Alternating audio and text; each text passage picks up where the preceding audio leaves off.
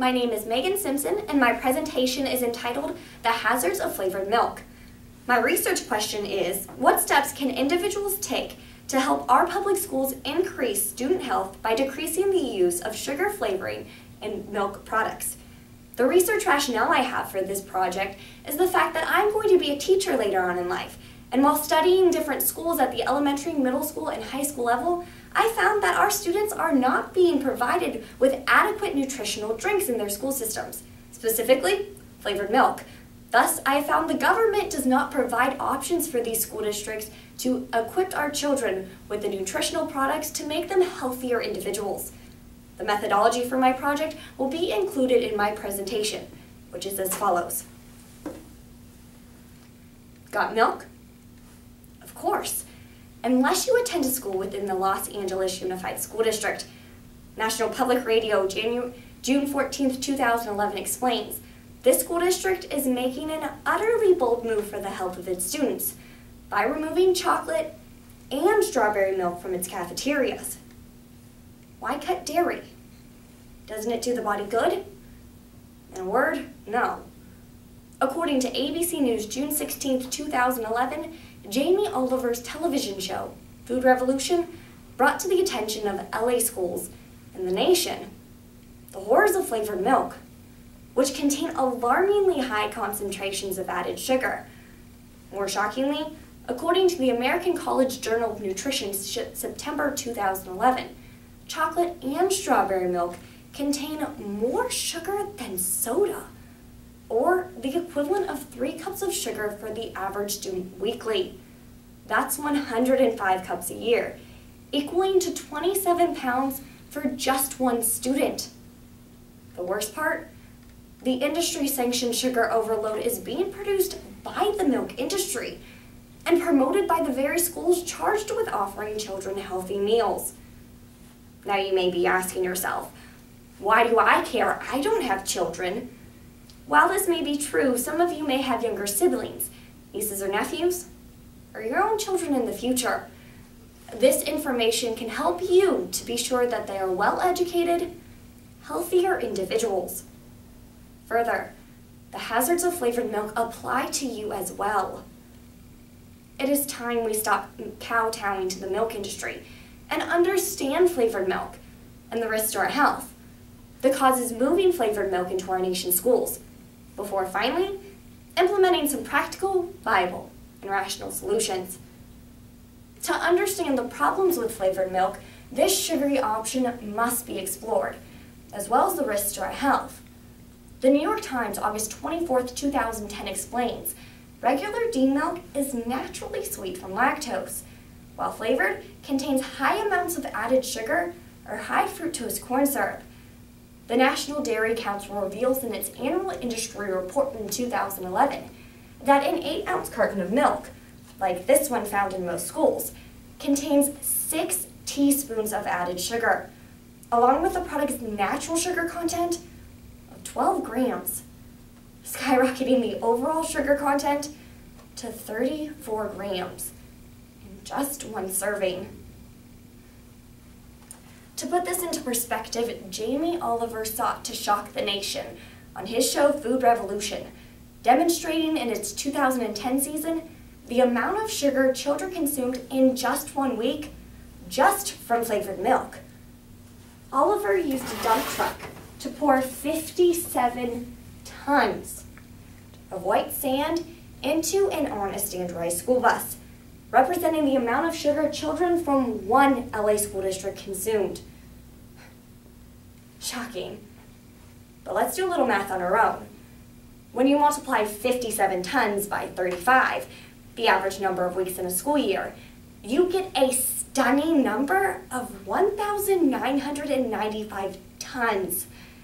That's enough to fill over 35 such school buses. Staggering. So is the impact on our children's health. According to the 2011 American Medical Journal, sugar-sweetened beverages, like flavored milk, contribute to childhood obesity, which has increased in America by 50% in the last 5 years.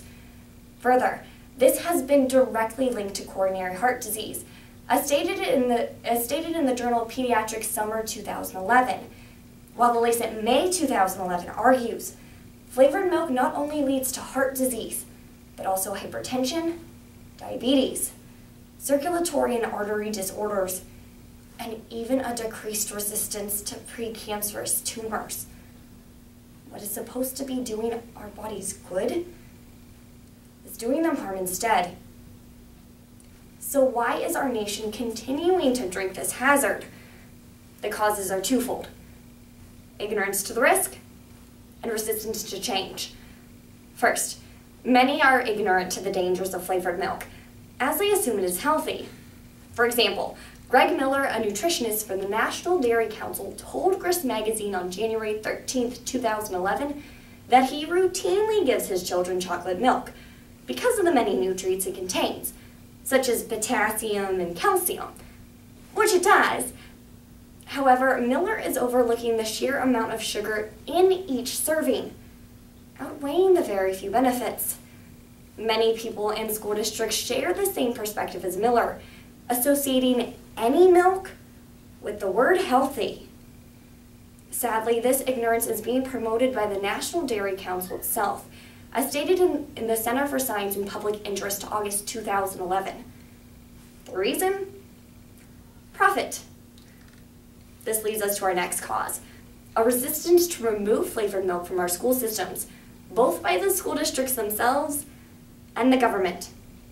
First, schools are concerned, as stated in NBC News January 12, 2011, if they remove this sugary option from their cafeterias, children will stop drinking milk altogether. However, this concern is not just the schools, but the dairy industries as well, as less milk drinkers equals decreased commerce. Thus, the schools and industry have become cozy partners, pushing this addictive option on children. Grist Magazine, January 13, 2011, exposes the industry and its many associations, like the School Nutrition Association, which is partially funded by the National Dairy Council, promotes flavored milk as a healthy option, clearly overlooking the facts about its towering sugar contents. Because the industry has such a large hold on our thinking, flavored milk remains in our school systems. But how is the industry getting away with deceiving the public? Simply, the United States Department of Agriculture does not bother to regulate the amount of sugar in flavored milk, allowing deception to our drinking habits and those of children's. Now that we understand the problems and causes surrounding flavored milk, action must be taken on 3 separate levels, including governmental, community, and personal. First, though cliche, write your representative and encourage them to push for laws against serving flavored milk in school systems. Tell them you're aware of the health risks and direct them to information which you have learned about today in this presentation. The Federal School Lunch Program is a second place to have an impact, which is partially funded by the USDA. USA Today, June 22, 2011 explains, the USDA is calling for drastic changes in school meals, including serving only 1% unflavored milk. Write them and tell them you support this cause and want flavored milk banned from all school systems, because no matter how much you sugarcoat the facts, flavored milk contains too much of a good thing. However, there are other community actions we can take as well. As stated on Jamie Oliver's website, updated in 2012, ask your school to make the simple switch by choosing white milk. Directly talk to the principal or superintendent of your school, or go to PTO meetings to promote this cause. Even if you're not a parent, showing up to one of these meetings and voicing your concerns can help build a movement. And actually switching to all white milk will save schools money, as the added cost of sugar to each carton of milk adds 10% to the overall cost for school systems. If you can't hit them on the logic end, the pocketbook's a worthy option as well. Finally, on a personal level, don't drink flavored milk. The Annals Nutrition and Metabolism September 2011 reveals, because flavored milk contains high amounts of added sugar, It should be cut from one's diet. Teach a young child chocolate or strawberry milk is not a good beverage choice. Encourage them to drink white milk by sending in a packed lunch, and to avoid them buying a sugary beverage at school. However, don't just tell them. Show them. By drinking white milk yourself if able, because children learn through our actions. It is a simple, yet effective solution. Today, we took a look at the problems, causes, and solutions surrounding flavored milk. LA schools have taken the lead by banning this sugary option from their own cafeterias. It's time we follow in their footsteps and take the flavored milk out of our school systems and the sugar out of our milk.